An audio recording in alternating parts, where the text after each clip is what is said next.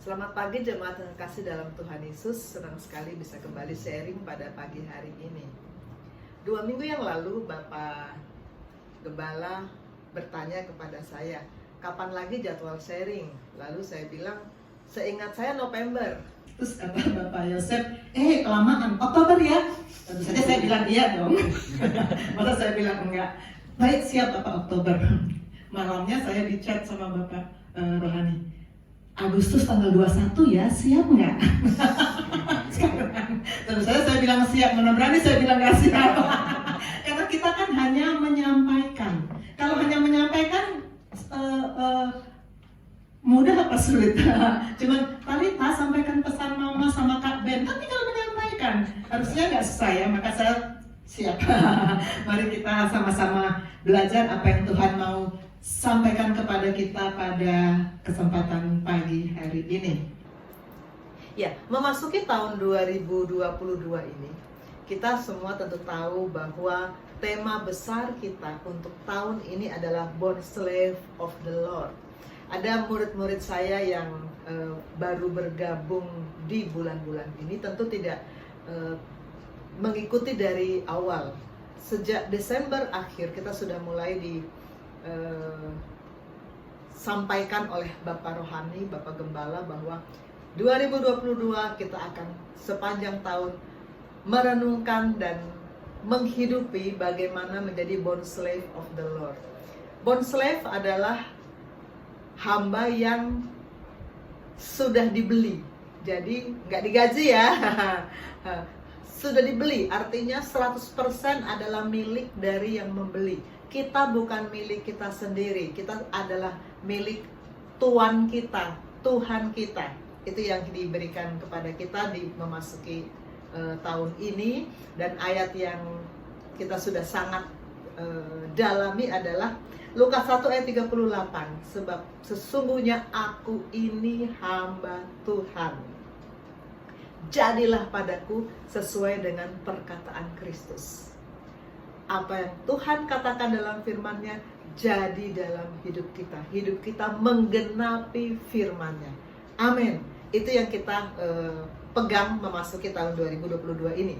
Dan sepanjang tahun ini kita memang terus merenungkan menjadi born slave, menjadi servant dari Allah Bapa. Kita merenungkan dibawa oleh Bapak Gembala untuk merenungkan loving servant, bahwa kita adalah hamba yang mengasihi. Ini dari sekitar bulan Maret ya, mulai sharingkan oleh Bapak Rohani. Tapi sampai 2 minggu yang lalu juga Bapak Rohani masih bicara tentang loving servant. Ini salah satu ayat yang disampaikan kepada kita ketika itu ibadah tanggal 3 April. 3 April Bapak Rohani menyampaikan, ini masih dalam topik loving servant, dan kita diskusikan di Komsel tanggal 9 April.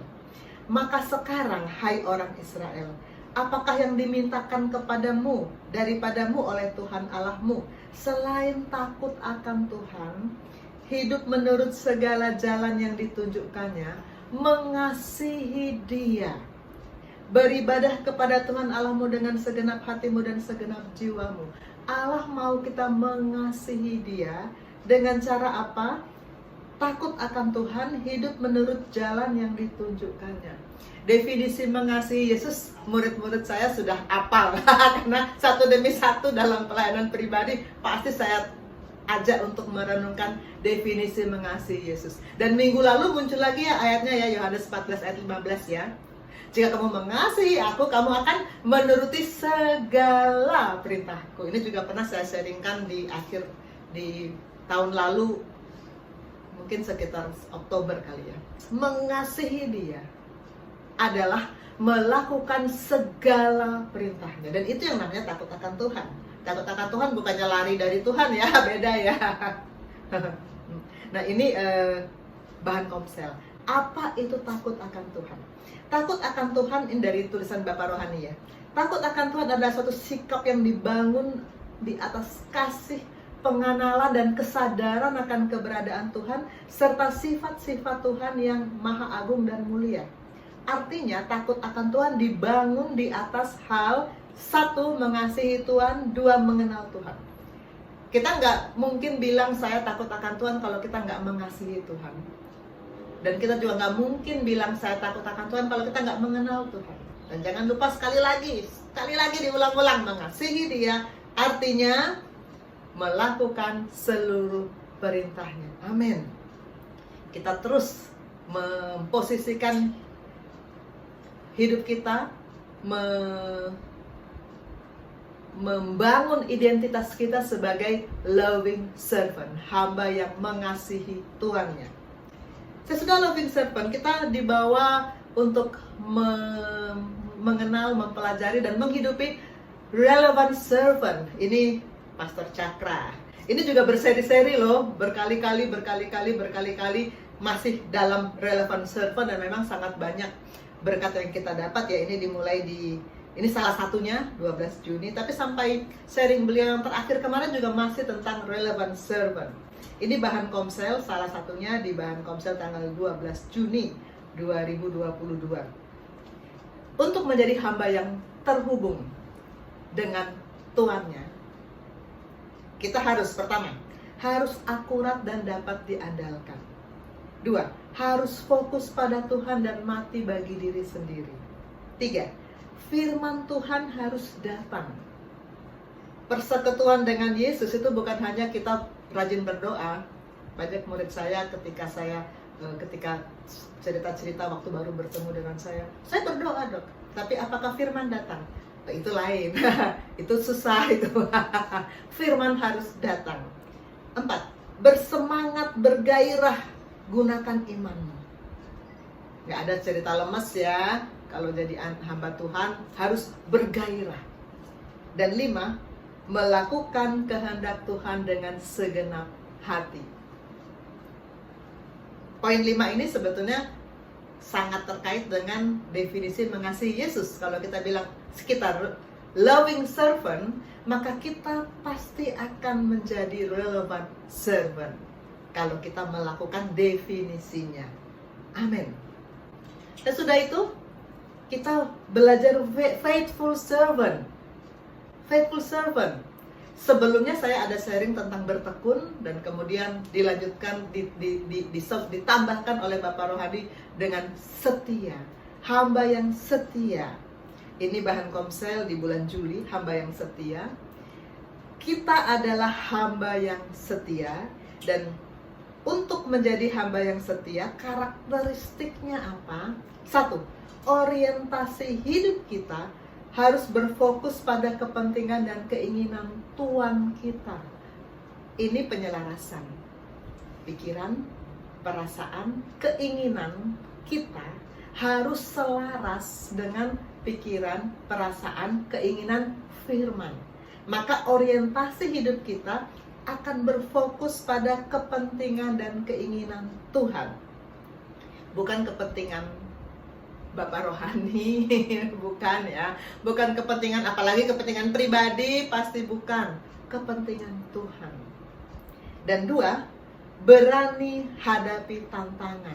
Saya selalu bilang sama murid-murid saya, kamu ngaku murid Tuhan, bahkan bukan murid Tuhan lah, kamu ngaku murid Ukrida, murid kedokteran, maka sebagai murid, yang kamu hadapi tiap-tiap hari tidak jauh, tidak bukan dari belajar ujian.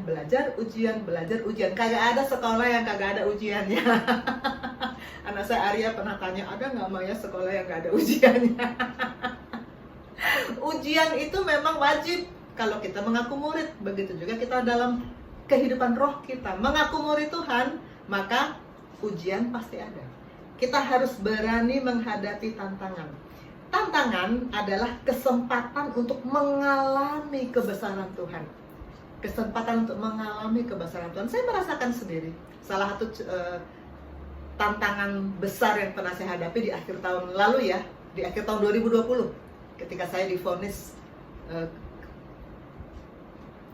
penyakit yang berat dan saya menjalani operasi yang berat.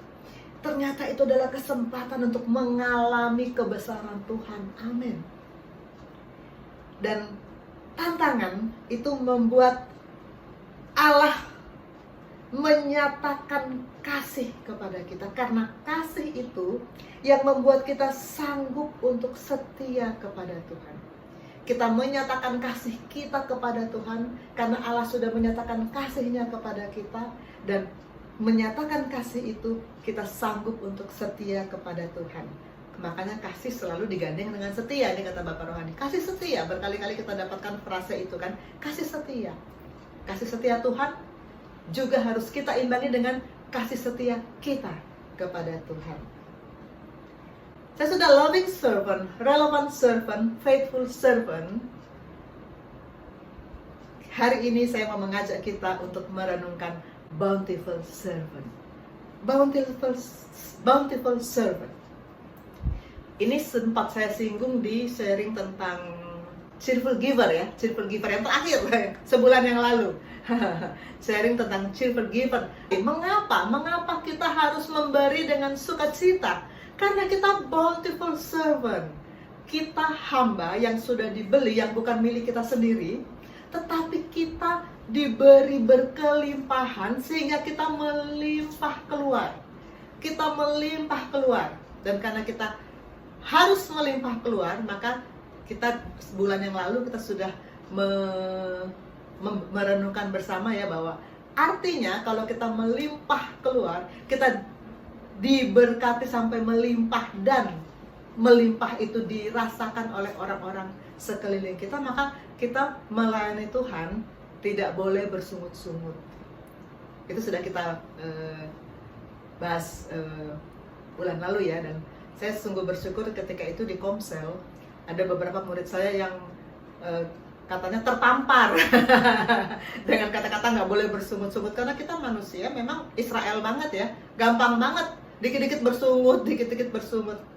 Bountiful servant tidak boleh bersungut-sungut. Bountiful servant karena kita diberikan berkelimpahan, kita pun harus dengan sungguh-sungguh hati memberikan yang terbaik kepada Tuhan. Waktu kita, tenaga kita, dana kita harus berikan kepada Tuhan. Itu hakikat dari bountiful servant. Dan ketika saya merenungkan sebagai bountiful servant,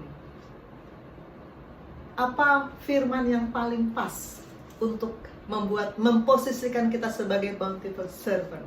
Maka saya mengambil Mazmur 1. Mazmur 1 ini punya arti tersendiri bagi saya. Karena di saat saya SMA, saya dan beberapa teman pernah ke Batu Malang menginap kira-kira seminggu di rumah keluarga Volkart Scheneman. Itu adalah guru dari Bapak Yosef. Ada 2 Scheneman ya di Batu Malang ya. Guru dari Pastor Debbie juga. Yang Volkart Scheneman ini adik ya.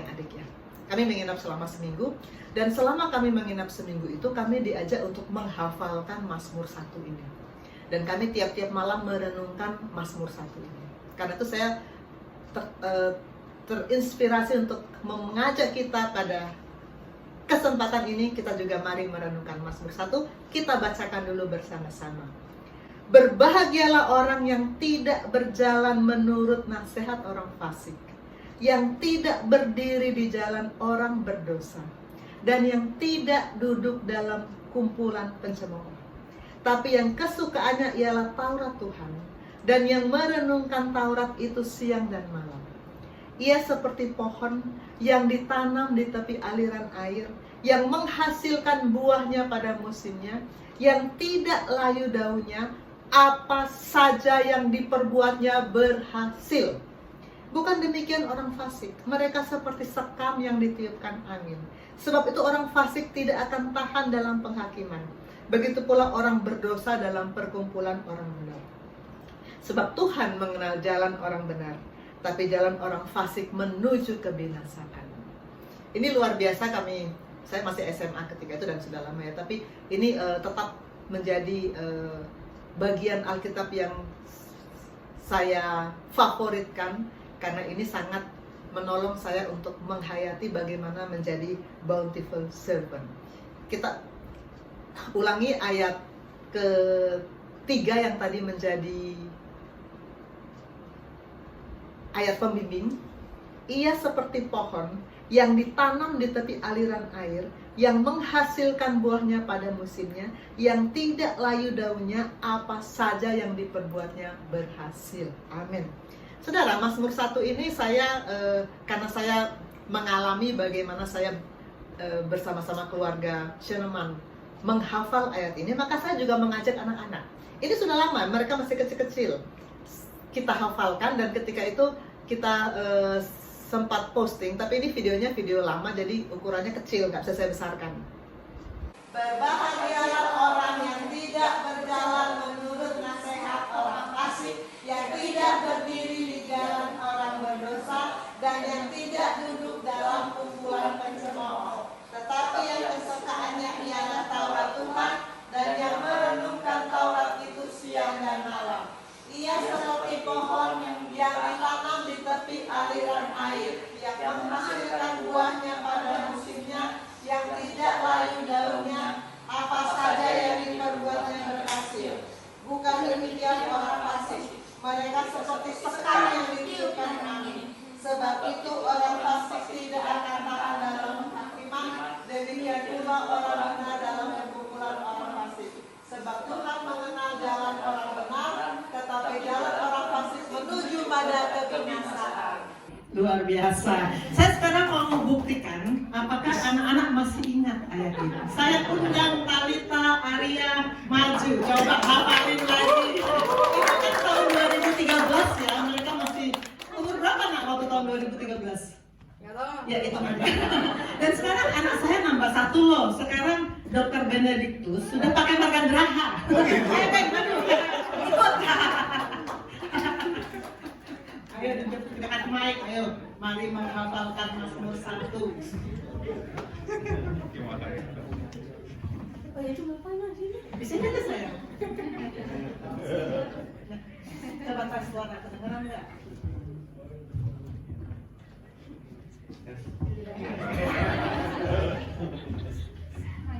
Tiga, kedengeran nggak? Tiga, empat. Berbahagialah orang yang tidak berjalan menurut nasihat orang fasik, yang tidak berdiri di jalan orang berdosa, dan yang tidak duduk dalam kumpulan pencemooh. Tetapi yang kesukaannya ialah Taurat Tuhan, dan yang merenungkan Taurat itu siang dan malam. Ia seperti pohon yang ditanam di tepi aliran air, yang menghasilkan buah pada musimnya, yang tidak layu daunnya. Apa saja yang diperbuatnya berhasil. Bukan demikian orang fasik, mereka seperti sekam yang ditiupkan angin. Sebab itu orang fasik tidak akan tahan dalam penghakiman. Begitu pula orang berdosa dalam perkumpulan orang benar. Sebab Tuhan mengenal jalan orang benar, tetapi jalan orang fasik menuju kebinasaan.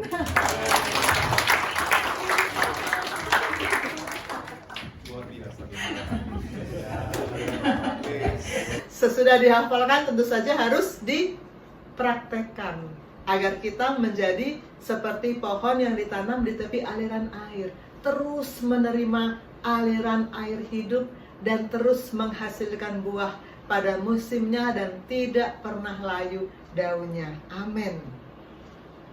Itulah bountiful servant, hamba yang berkelimpahan. Apa itu? Saya mau mengajak kita untuk kembali mengingat identitas kita. Mengakhiri 2021 untuk menghadapi 2022, Bapak Rohani memberikan inspirasi yang luar biasa bahwa kita adalah anak, murid, dan hamba. Dan ini diulang lagi kemarin ya, minggu lalu dalam sharing Bapak Rohani. Kita adalah anak, murid, dan hamba. Ini adalah identitas kita. Ini beliau mulai mengajarkan anak, murid, dan hamba ini di Desember 2021. Setiap orang percaya tidak pernah bisa berfungsi baik jika tidak menyadari identitasnya sebagai seorang hamba Tuhan yang dapat dipercaya. Kita katakan, teriak-teriak, katakan aku anak Tuhan, aku mewarisi kerajaan Allah. Ya, anak Tuhan betul, tapi juga harus berfungsi sebagai hamba. Dan juga harus belajar terus karena kita juga murid. Ini saya perbesar, anak itu lahir baru. Lahir baru cukup 1 kali. Ada beberapa murid saya ketika pelayanan pribadi, kan saya tanya, kamu sudah lahir baru? Oh sudah dokter, berkali-kali. Setiap kali ada KKR, saya berdiri, saya angkat tangan terima Yesus. Saya bilang, kamu lahir berapa kali? Berapa kali kamu lahir dari rahim ibumu? 1 kali. Berarti lahir baru 1 kali. Sesudah lahir, yang harus kita lakukan adalah diperbaharui tiap-tiap hari. Itu adalah Kolose 3 ayat 10. Mengenakan manusia baru yang terus-menerus diperbaharui. Dan itu kita dapatkan melalui firman yang datang tiap-tiap hari. Firman yang datang ya, bukan doa minta ini minta itu. Bukan, firman harus datang. Saya sangat diberkati waktu Ben bersaksi. Saya katakan saya cinta Tuhan, tapi ketika saya menyadari definisinya harus melakukan segala firman, tiba-tiba saya tertampar.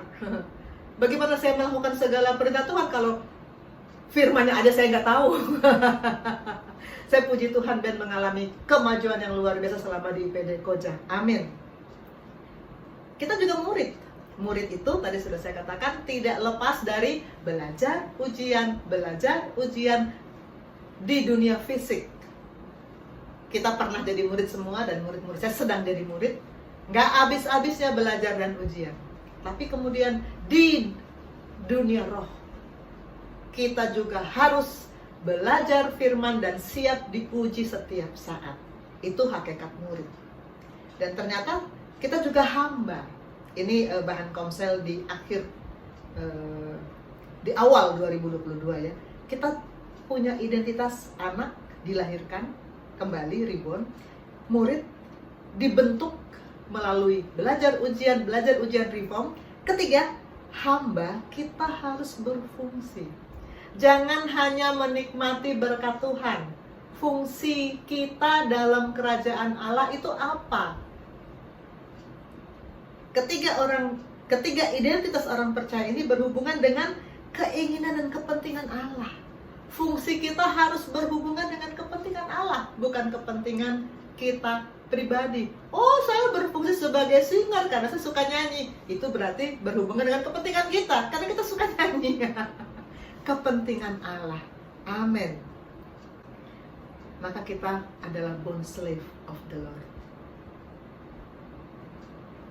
Aku ini hamba Tuhan. Jadilah padaku seperti firman. Hidupku menggenapi firman. Amin. Ini khotbah Bapak Rohani, Bapak Gembala di 17 Juli. Dan kalimat beliau persis sama dengan yang sedang saya renungkan.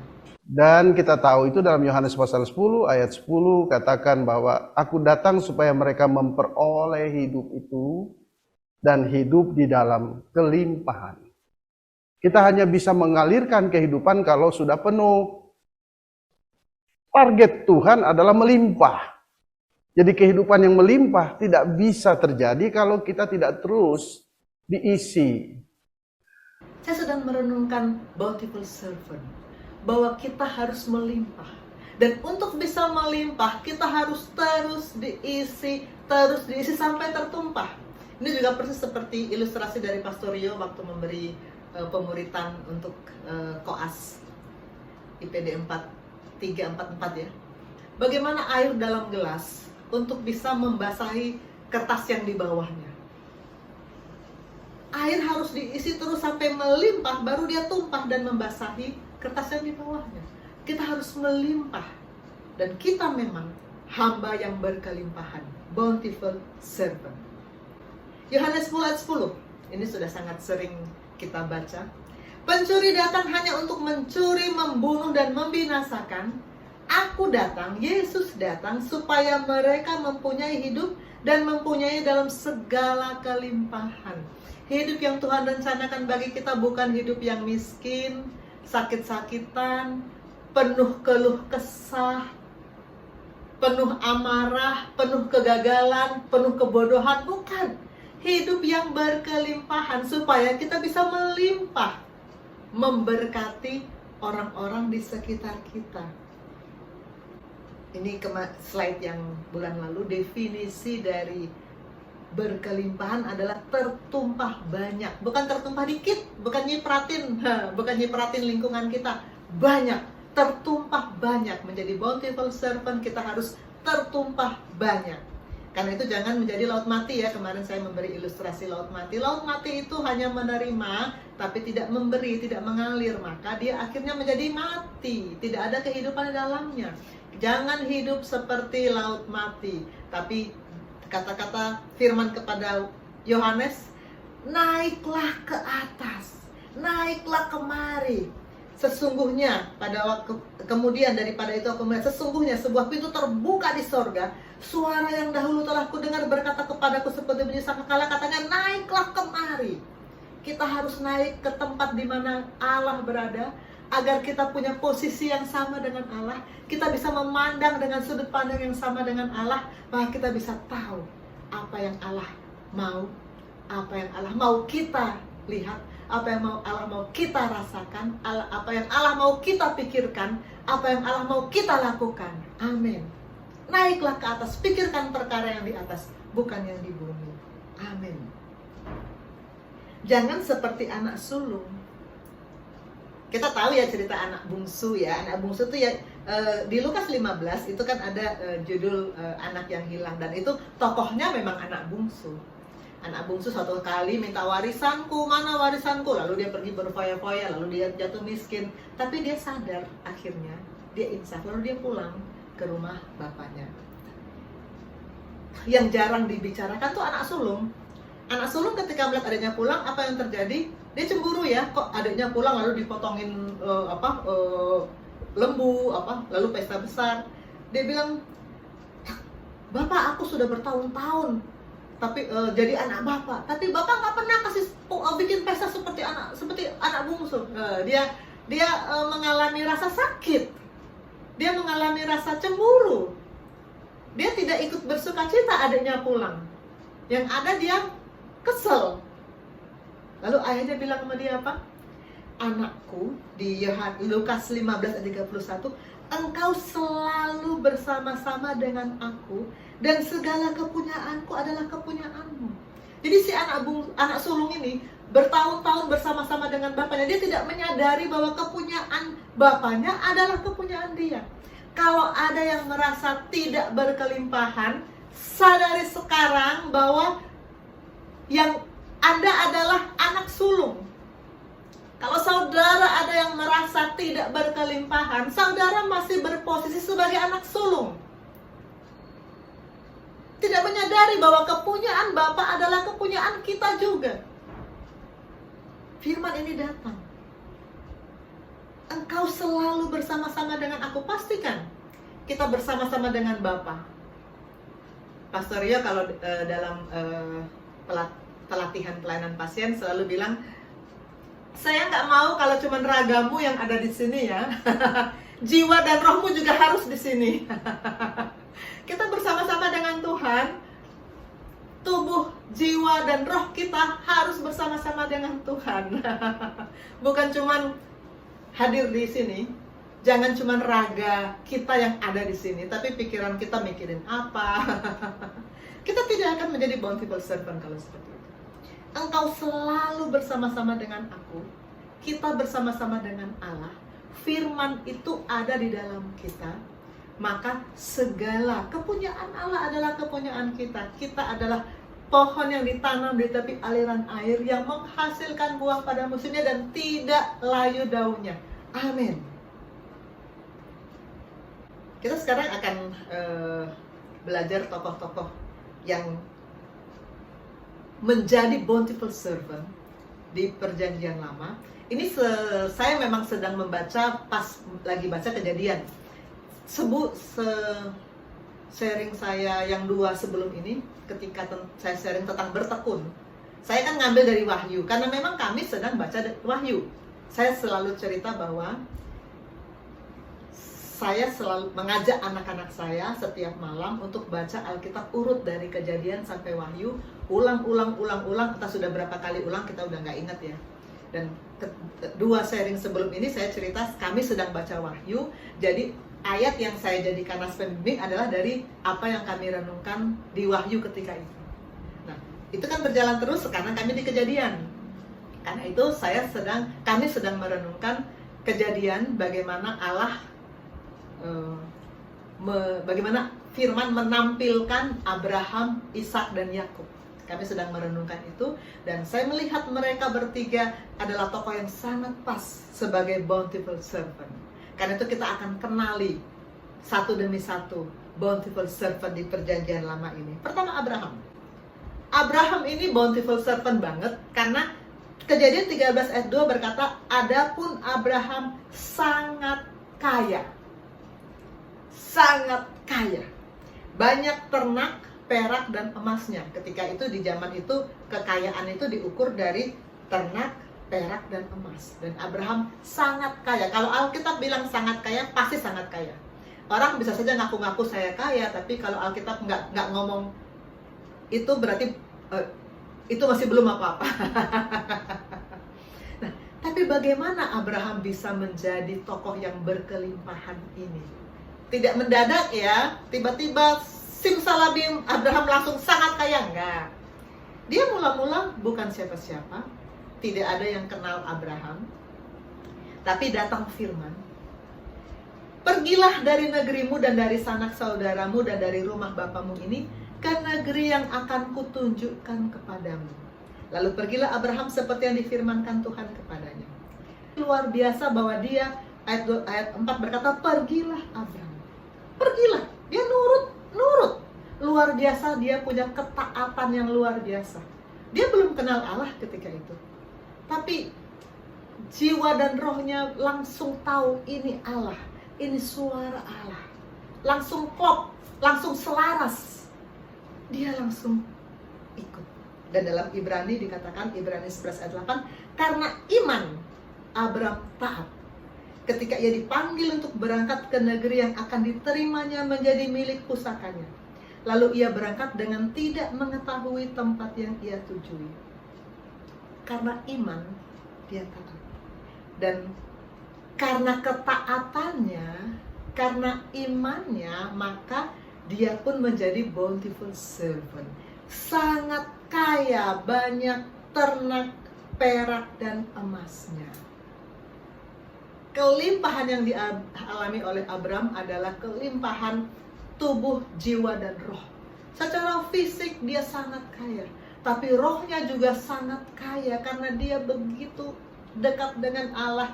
Iman dan ketaatannya memimpin dia untuk menjadi bountiful servant. Amin. Generasi berikutnya adalah Ishak. Ishak ini adalah bountiful servant generasi berikutnya dari Abraham. Di Kejadian 26 ayat 12, maka menaburlah Ishak di tanah itu, dan dalam tahun itu juga ia mendapat hasil 100 kali lipat, sebab ia diberkati oleh Tuhan. Dan orang itu menjadi kaya, bahkan kian lama kian kaya, sehingga ia menjadi sangat kaya. Siapa yang nggak pengen seperti ini? Siapa yang profesinya berdagang? Saya guru ya, saya bukan pedagang, saya nggak ngerti ngitung-ngitung.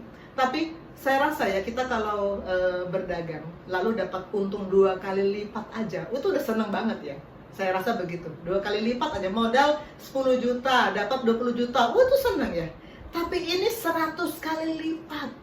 Wow, ngitungnya saya sudah bingung. Modal 10 juta menjadi berapa kalau 100 kali lipat? Takut salah saya. Betapa luar biasanya. Tetapi apakah ini datang begitu saja? Tidak. Apa yang dilakukan oleh Ishak sehingga dia bisa menjadi bountiful servant? Tidak banyak dialog Tuhan dengan Allah dengan Ishak di perjanjian lama. Yang jauh lebih banyak dialog Allah dengan Abraham. Kita mengenal Ishak justru dari cerita tentang Abraham. Tetapi yang sangat berkesan bagi saya tentang Ishak adalah peristiwa ini. Dia diikat, dibaringkan di atas mezbah. Dia ini anak sudah besar. Tadinya dia berjalan bersama-sama ayahnya mengangkut kayu api, katanya mau persembahkan korban. Dia tahu kalau korban dipersembahkan, korban itu akan mati. Dia tahu karena Abraham pasti sehari-hari mempersembahkan korban dan dia melihat ada mezbah, ada kayu api dan ada binatang yang disembelih. Tapi ketika sudah sampai di tujuan, Ishak diikat oleh bapaknya, dibaringkan di atas mezbah. Dia sadar gak apa yang akan dia alami? Pasti sadar. Coba kita bayangkan kalau kita ada di posisi Ishak. Pasti dia tahu bahwa dia akan mati. Ngeri ya. Tapi apakah dia bisa melepaskan diri dan lari? Bisa. Dia anak muda yang kuat, bapaknya sudah segitu tuanya. Ya pasti kalau lomba lari menang Ishak lah.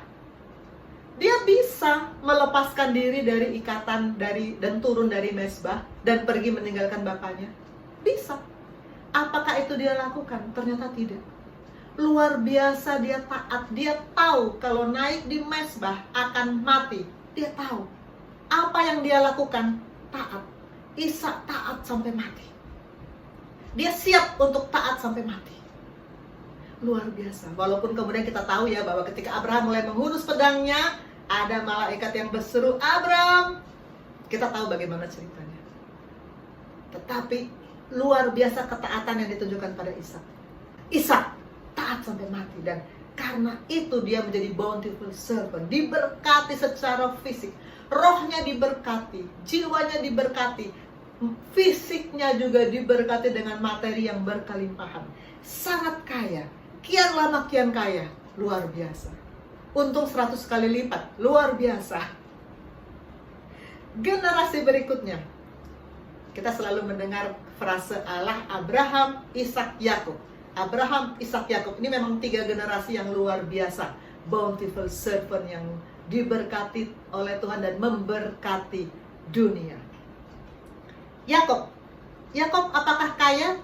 Kejadian 30 ayat 43. Maka sangatlah bertambah-tambah harta Yakub. Dan ia mempunyai banyak kambing domba, budak perempuan dan laki-laki, unta dan keledai. Sangat bertambah-tambah. Bertambah-tambah aja kita sudah harus percaya itu berarti banyak. Ini pakai sangat lagi. Sangat bertambah-tambah harta Yakub. Bukan cuma kambing domba, budak-budak juga dia punya. Zaman dulu kekayaan juga di harta juga, budak itu termasuk harta ya zaman dulu ya. Yakub sangat kaya. Apakah itu terjadi dengan sendirinya? Juga tidak. Yakub mengalami perubahan.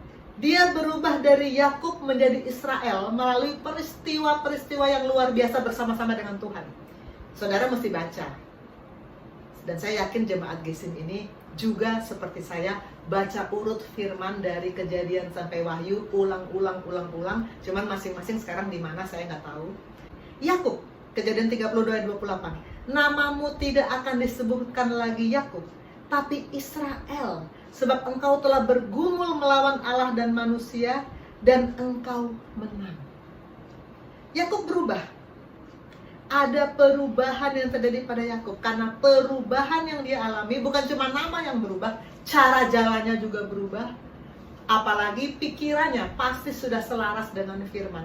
Perasaannya pasti sudah selaras dengan firman. Keinginannya pasti sudah selaras dengan firman. Berubah membuat dia menjadi bountiful servant. Sangat bertambah-tambahlah harta Yakub, dan dia menjadi berkat. Perubahan terjadi. Saya mau mengundang 3 orang murid saya.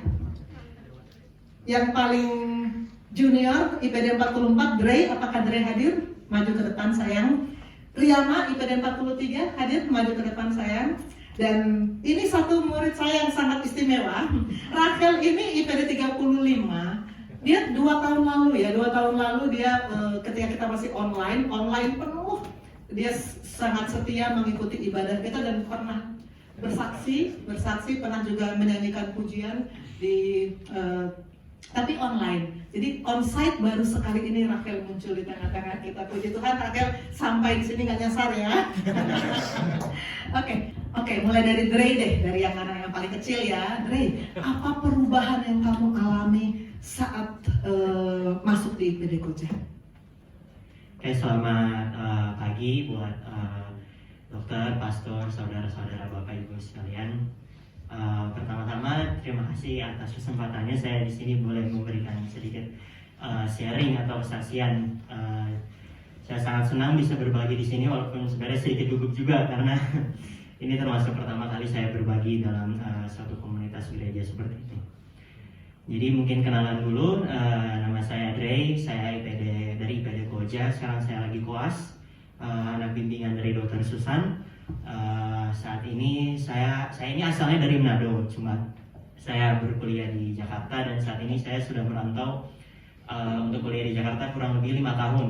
Nah, mungkin kalau mau memulai tentang sharing saya itu, saya bercerita tentang bagaimana 5 tahun saya merantau di Jakarta ini. Saya sebenarnya belum mendapatkan satu gereja yang tetap, jadi masih pindah-pindah dan kalaupun gereja biasanya ikut-ikut teman. Jadi kalau teman gereja di sini, saya ikut di sini, pindah-pindah. Jadi saya juga belum mendapatkan tempat yang pas di mana saya bisa bertumbuh gitu, buat tempat yang cocok.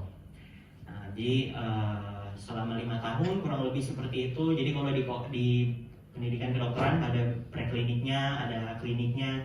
Jadi ada yang kita di kuliah, ada yang ke kampus, ada yang udah turun ke rumah sakit.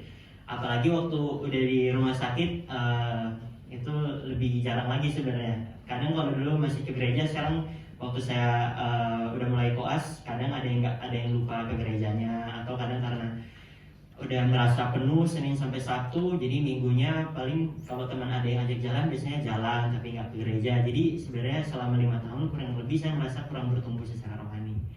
Nah, dampaknya itu apa? Nah, sebenarnya saya juga merasa terputus, jadi tidak ada koneksi dengan Tuhan. Tapi mungkin selama 5 tahun berjalan itu saya tidak sadar sama sekali.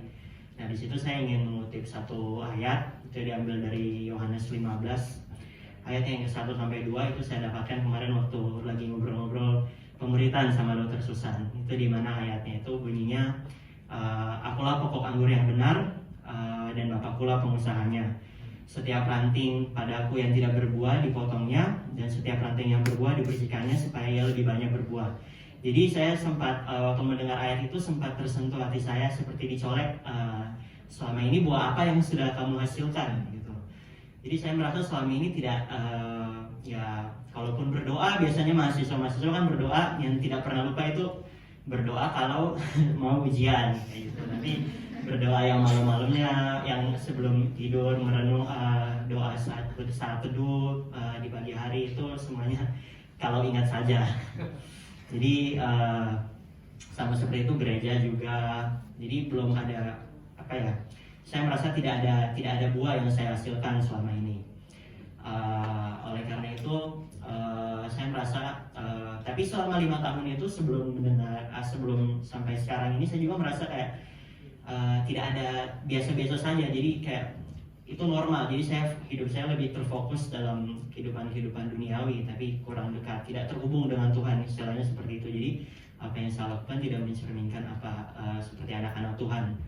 Nah, oleh karena itu seperti yang sudah dijelaskan pada ayat tadi, dibilang bahwa akulah pokok anggur yang benar dan Bapakkulah pengusahanya. Jadi kalau misalkan kita mau terhubung dengan Tuhan, jelas yang pertama kalau kita mau berbuah, ya jelas yang pertama kita harus terhubung dulu dengan Tuhan. Dan kita sebagai ranting-rantingnya, jelas Tuhan sebagai pokok anggur yang benar, jadi kita harus terhubung dulu kalau baru kita dapat menghasilkan buah di situ. Nah, mulai dari situ, jadi kemarin juga sama Dr. Susan saya sudah sempat dibantu, jadi saya ikut berdoa dan di situ saya membuat suatu komitmen di mana bahwa saya mau menerima Tuhan masuk ke dalam hidup saya, dan saya ingin makan bersama Tuhan, di mana di sini kita makan makanan rohani yang terus tiap hari disantap makanan rohani. Nah, seperti itu mulailah saya pada saat itu mulai lebih rajin berdoa. Jadi pada malam itu saya setelah berkomitmen itu saya mulai merenung dan saya berdoa. Pagi hari juga saya berdoa, baca renungannya. Hal itu diulangi dari hari ke hari. Dari situlah saya mulai merasa ada perubahan dalam hidup saya. Yang awalnya mungkin kalau saya orang marah ikut marah, sekarang sudah enggak lagi. Dan sekarang kalau misalkan saya merasa kayak ada buah-buah roh yang mulai timbul, di mana kasih, kesabaran, kebaikan itu mulai ada di dalam hati saya. Dan mungkin yang kecilnya kayak ngomong di depan ini, mungkin kalau saya yang sebelumnya nggak akan berani, cuma sekarang karena saya merasa berada dalam Tuhan, jadi ketakutan itu hilang. Termasuk juga salah satunya yang kemarin, puji Tuhan saya sempat dapat kesempatan untuk memberikan firman pelayanan kepada pasien, mengikuti dengan Dr. Susan. Saya juga yakin kalau misalkan saya dulu pasti saya nggak berani ngomong ke pasien, cuma karena sekarang saya sudah berada dalam Tuhan, saya puji Tuhan saat itu saya berhasil untuk memberanikan diri untuk memberikan pelayanan kepada pasien. Itu mungkin dari saya, dan sekian dan terima kasih. Shalom. Puji Tuhan, tes. Tes. Ya, baik. Sekarang IPD 43 Riyama, silakan Riyama secara singkat perubahan-perubahan apa yang Riyama dapatkan selama di IPD Koja. Silakan. Shalom saudara terkasih di dalam kita Yesus Kristus. Perkenalkan, nama saya Riyama Siombing, biasa dipanggil Riyama. Saya salah satu koas IPD Koja angkatan yang ke-43.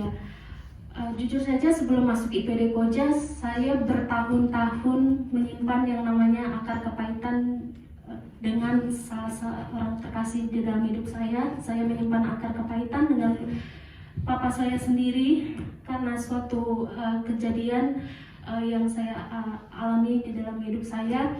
Tetapi saat masuk IPD Koja, saya sering saat mengikuti pemuritan,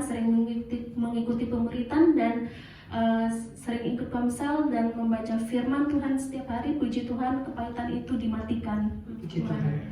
Dan awalnya saya jarang membaca firman, tapi setelah masuk IPD Koja, saya sering membaca firman Tuhan, rutin membaca firman Tuhan, dan tiap hari dan merenungkannya siang dan malam. Dan yang awalnya saya tidak bisa berbicara di depan banyak orang seperti ini, sama sekali tidak bisa. Lambat laun lama-lama menjadi lebih lancar berbicara di depan banyak orang seperti ini. Bahkan kemarin Riyama bersaksi di ibadah di Krokris, luar biasa, beri kemuliaan. Ya, Rakel, bagaimana Rakel, ceritakan secara singkat perubahan yang Rakel alami ketika masuk IPD Koja dan bertemu dengan kebenaran Tuhan. Ya, selamat pagi, shalom semua. Perkenalkan, saya Rahel. Puji syukur sekali bisa ada di Gesium secara fisik dan juga rohani tentunya. Karena selama ini menerima firman Tuhan dan pelayanan dari Gesium itu online, dan baru kali ini bisa hadir. Saya mau cerita secara singkat saja bahwa pertemuan dengan Dr. Susan ini, kami di kedokteran punya 13 bagian. IPD Koja ini bagian pertama saya, dan saya sangat puji Tuhan karena dapat pelayanan rohani bersama Dr. Susan. Waktu itu posisi saya adalah penuh dengan kekecewaan karena semua terasa sangat tidak pasti, karena waktu itu kan pandemi, semua pendidikan dihentikan. Jadi waktu pertanyaan pelayanan pribadi yang dikatakan Dr. Susan pertama kali, Rahel, hubungan sama Tuhan bagaimana? Saya hanya menangis waktu itu, dan saya bilang, sangat pahit dokter, tidak bisa saya jelaskan. Saya rasa saya terputus dengan Tuhan, dan saya bingung tujuannya bagaimana dokter. Tapi puji Tuhan, Dr. Susan bilang, Rahel, terima Tuhan, ayo setiap hari baca firman Tuhan. Dan saya sangat bersyukur, saya terima firman Tuhan itu setiap hari, dan ada perubahan dari hari ke hari, dan itu pasti ada kekuatan yang saya dapat dari firman Tuhan itu. Kekuatan yang tadinya mungkin saya ragu-ragu, saya takut, saya cemas, saya penuh dengan kebimbangan, firman Tuhan itu datang setiap hari dan memberikan kekuatan. Dan saya tahu bahwa kekuatan itu bukan dari manusia, tapi itu karena Tuhan memberikan saya firman Tuhan. Saya yakin saya jalan dan sangat pasti. Dan hari ini saya berada di stase terakhir saya dalam pendidikan kedokteran saya, dan saya sangat mengucap syukur bahwa saya jalan bersama Tuhan, dan itu sangat pasti. Terima kasih dokter. Amin, puji Tuhan. Silakan kembali ke tempat. Luar biasa ya. Ya, berjalan bersama Tuhan sangat pasti, kata Rahel. Betul sekali. Ya, puji Tuhan. perubahan itulah sasaran dari firman. Firman itu harus menyerang kedagingan sampai terjadi perubahan.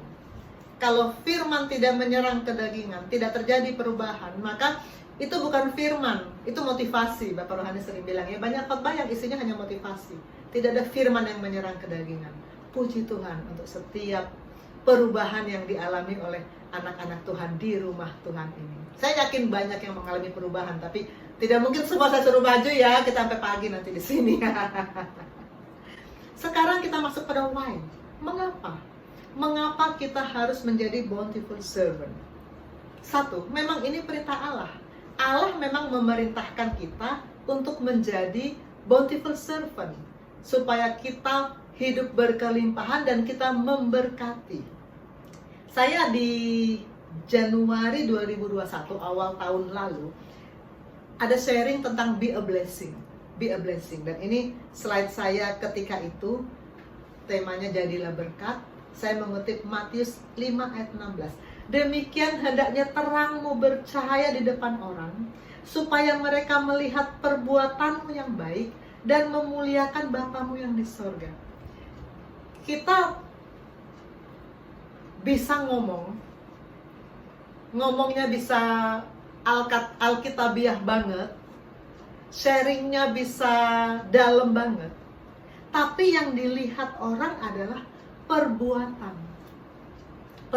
Ini jangan dibalik ya. Perbuatan baik yang lahir bukan dari hidup yang dipenuhi oleh firman, itu tidak ada artinya bagi kerajaan surga. Pertama-tama hidup harus dipenuhi oleh firman dulu. Perbuatan baik yang lahir dari firman, itulah yang ditunggu oleh kerajaan surga. Dan itu yang memuliakan Bapa yang di sorga.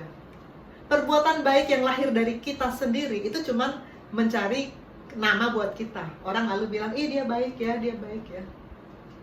Jangan lupa bedanya baik dan benar. Bapak Rohani kemarin minggu lalu bilang, di neraka orang baik banyak, tapi orang benar gak ada. Di sorga semua orang benar, dan orang benar pasti baik. Perbuatan baik yang diminta di Matius 5 ayat 16 ini adalah yang lahir dari terang firman yang ada dalam kita. Dan ini yang memuliakan Bapa di surga. Efesus 2 ayat 10 itu juga salah satu firman yang saya salah satu ayat favorit saya. Karena kita ini buatan Allah, diciptakan dalam Kristus Yesus untuk melakukan perbuatan baik, pekerjaan baik yang dipersiapkan Allah sebelumnya. Bukan melakukan pekerjaan baik yang kita memang ingin lakukan, bukan melakukan pekerjaan baik yang kebetulan hobi kita. Oh, saya singers karena saya hobi menyanyi, suara saya kan bagus. Itu bukan. Tapi yang Allah memang sudah persiapkan. Pastikan perbuatan baik kita memang yang sudah Allah siapkan. Dan ini adalah perbuatan yang memuliakan Bapa di surga. Keunggulan orang percaya bukan karena memiliki berkat, tapi karena menjadi berkat. Ini di Januari 2021. Kita memiliki berkat, pasti senang dong. Berkat rohani dan jasmani. Berkat materi dan berkat rohani. Lalu kita mau pamerkan. Kesaksian seringkali menjadi ajang pamer berkat. Hati-hati, kesaksian jangan jadi ajang pamer berkat. Tetapi kesaksian harus menjadi ajang mengeluarkan berkat, melimpahkan berkat, menjadi berkat. Apa yang bisa memberkati orang? Firman. Bukan cerita sukses kita. Firman. Kita memberkati dunia sekeliling kita dengan berkat yang Tuhan berikan kepada kita. Firman. Juga berkat di tingkat jiwa, ilmu yang kita miliki untuk memberkati. Sekarang saya mengajak murid-murid saya untuk lebih banyak memberi edukasi kepada awam. Media sosial jangan menjadi ajang pamer-pamer baju baru, pamer-pamer mobil baru, pamer-pamer kita lagi di mana. Tapi jadikan ajang untuk edukasi. di tingkat fisik, Tuhan kasih berkat materi, berkati pekerjaan Tuhan. Berkati pekerjaan Tuhan. Saya sudah merasakan dalam sharing cheerful giver, bagaimana Tuhan, bagaimana saya merasakan sukacita besar ketika saya memberi untuk pekerjaan Tuhan. Memberkati negara, memberkati juga pekerjaan Tuhan. Amin. Jadilah berkat, ini perintah Tuhan. Kedua, tidak bisa tidak. Kenapa? Why? Kenapa harus menjadi bountiful servant? Karena tidak bisa tidak. Wow, dari mana kata-kata tidak bisa tidak ini? Kisah Rasul 4 ayat 20. Sebab tidak mungkin bagi kami untuk tidak berkata-kata tentang apa yang kami lihat dan telah kami dengar. Ini cerita ketika murid-murid diancam tidak boleh memberitakan nama Yesus.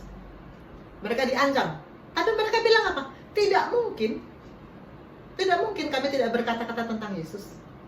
Nah, ini juga menjadi hal yang saya sangat ingin lakukan, sangat ingin ini menjadi kehidupan kami di Rumah Sakit Koja. Ketika saya ditugaskan untuk menjadi ketua Binrohkris, saya diskusi dengan Bapak Gembala, apa kegiatan di Binrohkris yang kira-kira Tuhan paling berkenan. Akhirnya kami sepakat pelayanan pasien. Maka kita melakukan begitu banyak pelayanan pasien mulai dari November 2021, dan sebagian dari murid-murid saya yang ada di sini sudah pernah mengalami datang membawa firman kepada pasien. Coba saya panggil maju yang sudah pernah menyampaikan firman pada pasien. Yuk maju, yuk. Maju aja, cuma buat maju. Yang sudah pernah silakan maju. Ben pasti sudah pernah, Robil pasti sudah pernah, Brian pasti sudah pernah. Yang 43 dan 44 saya nggak hafal ya. Yang sudah pernah mari maju saja. Biar alam roh melihat deklarasi anak-anak yang sudah pernah datang ke pasien menyampaikan firman. Dan saya mengundang salah satu untuk Feby ini 44, paling junior. Kalau yang paling senior, yang paling lansia di sini adalah Ben. Paling lansia di sini Ben, udah geriatri ya. Runner up-nya Brian. Kalau yang paling balita nih Feby dan angkatan 44 lainnya. Kenapa saya minta Feby maju? Karena waktu komsel, saya bilang gini, menceritakan pengalaman dia waktu melayani pasien, dan dia bilang begini, kalau nanti ada kesempatan lagi saya mau lagi melayani pasien. Wow, saya bilang luar biasa. Kenapa Feby? Kenapa kamu begitu? Tadi kan kita katakan hamba yang relevan tuh ya, selalu bersemangat, bergairah. Dia bergairah sekali bilang kalau ada lagi saya mau lagi. Kenapa? Coba cerita. Perkenalkan dulu, nama saya Feby. Saya berasal dari Serang, Banten, yang di tempat saya itu memang jarang sekali untuk pengikut Kristus, jarang sekali ada gereja. Jadi saya memang jarang sekali terpapar dengan ayat atau juga dekat dengan Tuhan. Di sini saya akan sharing sedikit. Kenapa saya mau? Saya merasa saya mau menyampaikan kasih Tuhan, saya mau menyampaikan firman Tuhan, dan saya mau membagikannya kepada orang lain. Di situ pertama kali saya melakukan pelayanan kepada pasien. Kemudian pasti deg-degan dong. Pasti juga kita yang pertama kali bisa nggak ya, atau meragukan diri sendiri. Dan juga merasa kakak-kakak senior pasti bisa dan juga lebih bagus dibandingkan saya. Tapi saya percaya saya dalam hati bahwa Roh Kudus akan memimpin saya. Lalu saat menyampaikan kepada pasien, pasien didoakan oleh kita bersama, didoakan oleh saya, dan saya juga menyampaikan firman. Pasien itu merasa hatinya tersentuh, dan juga saya merasa akhirnya ada hubungan lagi dengan Tuhan. Sehingga yang saya dapatkan bahwa tidak mungkin bagi saya untuk tidak berkata-kata tentang Kristus. Amin. Amin. Ya, yang saya alami, yang saya lihat ya, mereka ini sebagian besar kan sebelum masuk IPD Koja memang tidak terhubung ya, sebagian besar.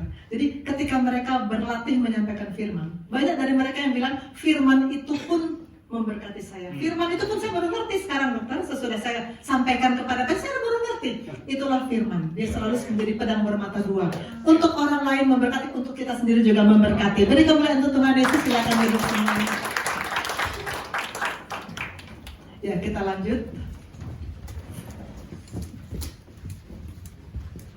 Sekarang kita masuk pada how. Bagaimana? Bagaimana? Tentu saja kita kembali ke ayat nats utama kita tadi, Mazmur 1. Kita pengen untuk bisa seperti ayat 3. Pasti pengen. Semua pengen menjadi pohon yang ditanam di tepi aliran air yang menghasilkan buahnya pada musimnya, yang tidak pernah layu daunnya. Semua pengen seperti itu. Dan kalimat terakhir ini yang selalu saya deklarasikan, apa saja yang diperbuatnya berhasil. Semua pengen mendeklarasikan ini. Tapi apakah ini akan datang begitu saja dari sorga plak? Jadi orang yang selalu berhasil? Pasti tidak. Ayat 1 dan 2-nya adalah persyaratannya. How? Hiduplah sesuai ayat 1 dan 2. Ayat 1 berkata, berbahagialah orang yang tidak berjalan menurut nasihat orang fasik, tidak berdiri di jalan orang berdosa, tidak duduk dalam kumpulan penyenoh. Berjalan, berdiri, duduk. Ini si ular tua itu, si jahat itu sangat cerdik ya. Dia untuk menarik kita, itu tidak langsung, tapi dia pakai tipu muslihat dan sedikit demi sedikit. Mula-mula ikut berjalan, cuman ikut jalan aja. Sesudah itu tapi ayo berdiri, mulai stay, mulai kita kalau berjalan kan cuman sekali. Kalau berdiri berarti kita stay di situ, stay pada sifat itu, stay pada kebiasaan itu, stay pada dosa itu. Ulangi lagi. Dan akhirnya duduk. Kalau sudah duduk lupa berdiri. Duduk, kita sudah membaur dengan orang fasik. Kelakuan kita sudah sama dengan orang fasik. Sudah nggak bisa dibedakan mana anak Tuhan, mana orang dunia. Orang dunia nyontek, anak Tuhan ikut nyontek. Udah bertobat ya, semua yang di sini udah bertobat ya, nggak ada lagi yang nyontek ya. Orang dunia marah, anak Tuhan ikut marah. Sudah membaur. Kita tidak boleh berjalan, berdiri, duduk dalam kumpulan orang fasik. Tetapi sebaliknya, tidak cukup hanya berhenti melakukan kehidupan lama, tapi kita harus masuk pada kehidupan baru, yaitu kesukaannya ialah Taurat Tuhan, merenungkan Taurat itu siang dan malam. Itu syaratnya. How? Renungkan Taurat siang dan malam. Mulai hari dengan firman. Maka setiap pagi saya selalu membagikan bahan renungan ke anak-anak. Tentu saja semua bebas ya, baik kita semua maupun anak-anak rohani saya bebas. Tiap pagi mau dapat firman dari mana bebas. Tapi kalau saya mendapatkan diberkati dari renungan iman ke iman, maka itu pun saya berikan ke mereka supaya mereka pun kalau mereka diberkati dari itu konsisten di situ, dapatkan firman dari situ. Pagi kita mendapatkan firman, maka sepanjang hari kita terus mengingat-ingat, merenungkan setiap apa yang kita hadapi, kita cocokkan dengan firman, kita selaraskan dengan firman. Mau ngomong apa, ingat firman. Mau merasakan apa, ingat firman. Mau inginkan apa, ingat firman. Maka itu merenungkan Taurat siang dan malam. Baru bountiful servant kita dapatkan. Amin.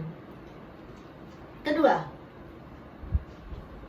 how? Bagaimana menjadi bountiful servant? Ini bahan materi pelatihan dari Pastorio.